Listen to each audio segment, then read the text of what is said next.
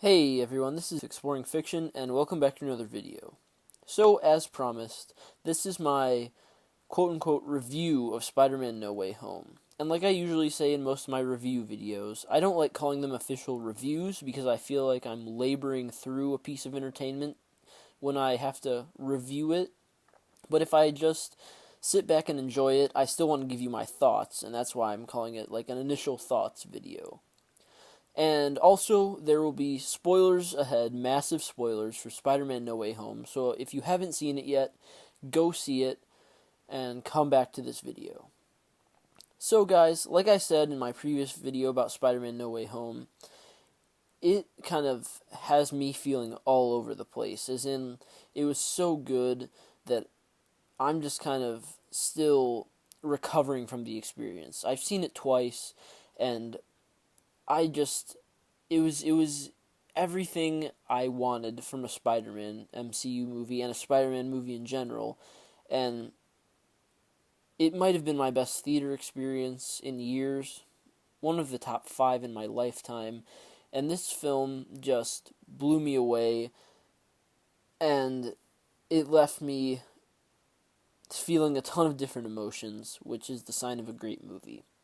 So, with my usual format with these thoughts videos, I'll just do positives, negatives, and then kind of an overall wrap-up.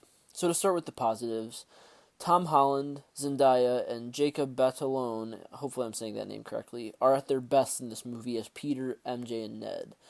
Well, I thought that Peter and Ned were always great in the previous Spider-Mans. I thought in Homecoming, MJ was a little and she grew on me in Far From Home, which I'll have a video about this Spider-Man trilogy later, but we'll get into that at a different time.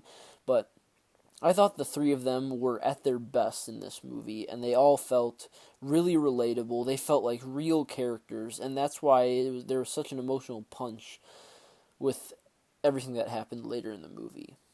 So, to kind of go off that, Peter and MJ's romance is great and believable in this movie.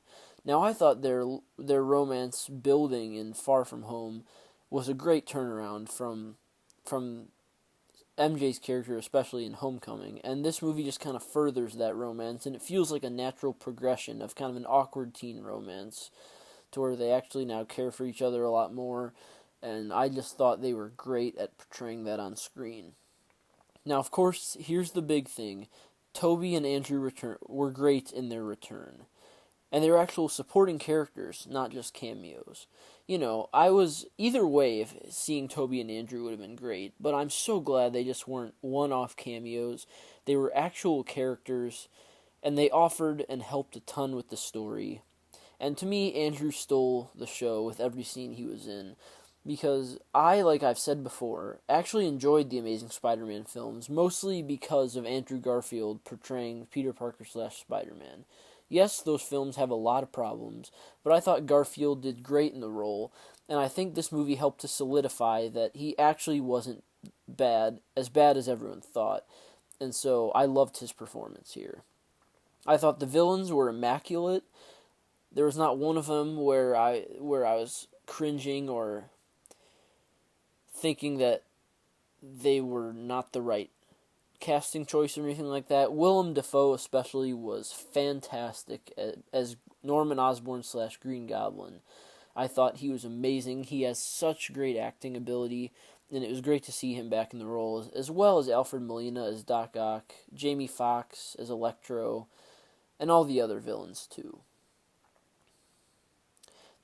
Another big positive for me, and this is a really big one, is that there were a lot of impactful moments, but they didn't feel rushed or thrown in.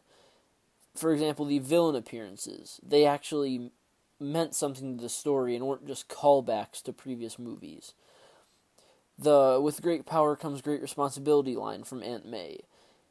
Seeing him talk through that with the other Peter Parkers made it seem so it just wasn't a callback to the comics and the original Raimi movie with that line. It actually meant something and showed that this might be Spider-Man's true origin in the MCU, even though he's already technically been Spider-Man. And also, my favorite moment of the movie was Andrew Garfield's Peter Parker saving MJ as she fell off the Statue of Liberty. Because, of course, even though The Amazing Spider-Man 2 I would rank at the bottom of Spider-Man movies, that whole scene of Gwen Stacy's death was very emotional and really sad. This mostly because of Andrew Garfield's acting ability. And again, in this movie, when he saves MJ, you can feel his conflicting emotions of happiness for saving MJ and complete and utter sadness, remembering that he couldn't save Gwen right at that time. And Andrew Garfield's acting was amazing. The emotion was through the roof, and that was definitely my favorite scene in the entire movie. The fight scenes were great, especially Spider-Man versus Doctor Strange in the mirror dimension and Spider-Man versus Doc Ock on the bridge. Those two are my favorites, as well as the end fight with Green Goblin on the Captain America shield. I felt that one was really brutal, and you could feel it actually felt like Spider-Man wanted to kill for once, and I thought that was great. Like I kind of touched on before, the rapport and chemistry between Tom Holland, Andrew Garfield, and Toby Maguire, all as different Peter Parkers, was smooth and not awkward at all, and you really believed it. It's not like you were seeing this on the screen as pure fan service. It felt like a great and natural part of the story, and that was awesome. And finally, the ending was great. I was devastated by it because, as I'll touch on in another video about Tom Holland's trilogy, I love the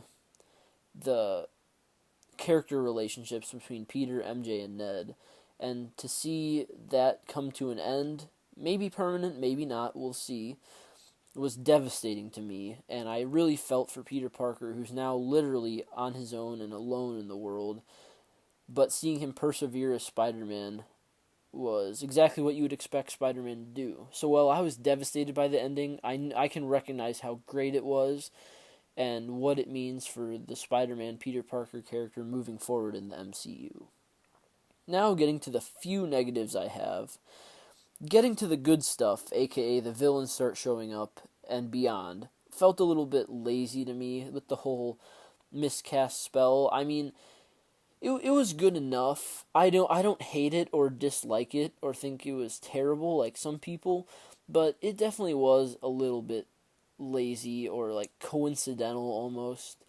But I understand that to get to the good part of the story, they kind of needed that. So I wasn't really too mad about it. I just think maybe if they spent more time thinking about it, they could have done it in a better way, but it's not all that big of a deal. And then my other negative was that some villains didn't have much to do, mainly Sandman and Lizard. Now obviously with so many villains in this movie, you knew that some of them would get sidelined, so Sandman and Lizard just happened to be them. And while I'm glad they were in this movie still, they just didn't really contribute that much to it, and sometimes Sandman's motivation got a little hazy for me. But other than that, those were only my only real negatives, so on to the overall thoughts. And so guys, I absolutely adored Spider-Man No Way Home. This is one of my favorite movies, probably of the past decade. I would rank it as a top 5 MCU film, but definitely my top Spider-Man film. And while it might not be my favorite MCU film, that's just because some of the others felt better in its connection to the MCU, whereas this one felt like the best Spider-Man film I've ever seen. I absolutely adored all the characters. They were all great. None of them felt thrown in or shoehorned for nostalgic purposes. They all felt like they were supposed to be there. And the action, the story, everything, I just love this movie, guys. This is my favorite Spider-Man movie, like I've been saying, and it left me kind of an emotional wreck. My emotions were all over the place. I saw it twice, and I still am thinking about it every now and then. More than every now and then. I'm thinking about it a lot, and I just love this movie. So guys, let me know below what you thought about Spider-Man No Way Home. Leave a comment. Leave a like if you agree or enjoyed. Subscribe if you want to see more of this type of content. I would love to have you here on the channel, and I will see you next time.